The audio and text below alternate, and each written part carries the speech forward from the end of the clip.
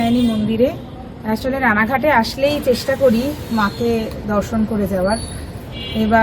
এবার অনেকদিন পরেই এলাম। মায়ের কাছে আসলে জানেন তো একটা আলাদা অনুভূতি হয়, তো সেই জন্যই মায়ের কাছে বারবার ফিরে আসা, মায়ের টানে বারবার ফিরে আসা। বিকেলবেলা চলে গিয়েছিলাম যোগু ময়রার দোকানে।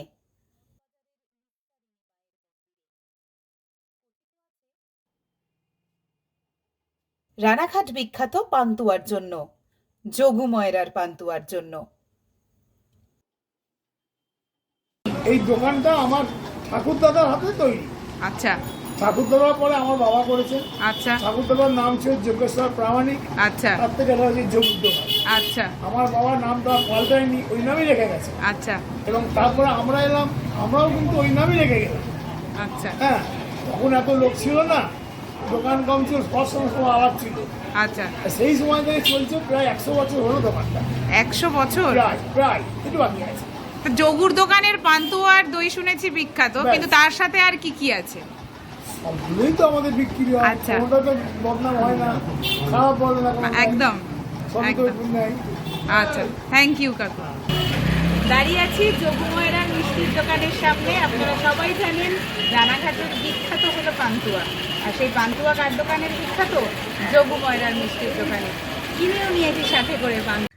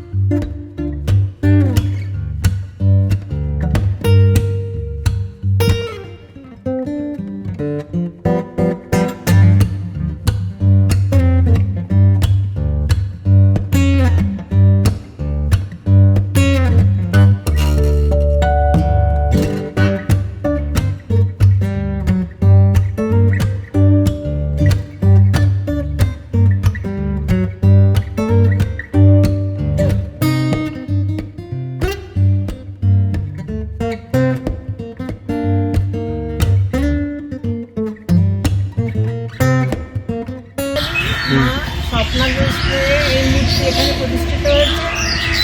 আর এখানে সব থেকে বড় ব্যাপার, সব জায়গায় যেমন পুরোহিতের হাত ধরে আমরা পুজোটা দিই, এখানে মাকে নিজে আমরা পুজোটা দিতে পারবো। আমাদের নিজের মনের ভক্তি, নিজের শ্রদ্ধা নিয়ে নিজে যা ভালো করে মাকে দিয়ে যেতে পারবে। আর মায়ের মনোবাসনা, মাকে যেভাবেই ডাকো মা তার মনোবাসনা পূর্ণ করে।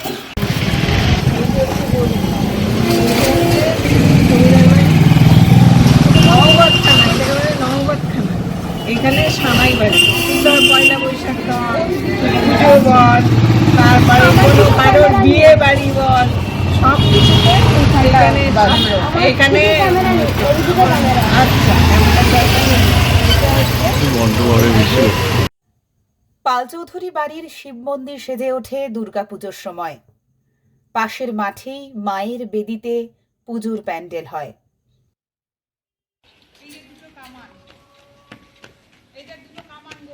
দেখেছি।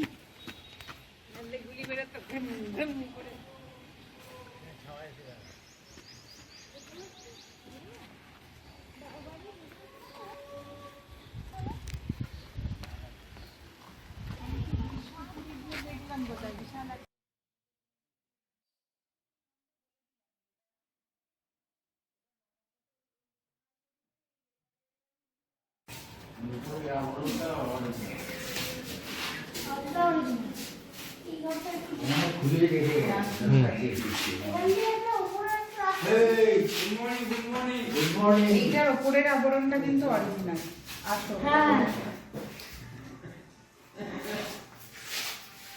শ্রী পাল চৌধুরী এই লেপারটাকে শিকার করেছিলেন মেবি 25 ফেব্রুয়ারি 1937।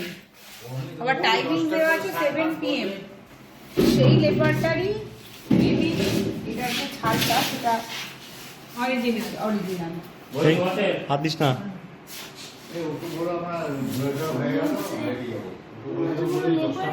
হাত দিচ্ছি।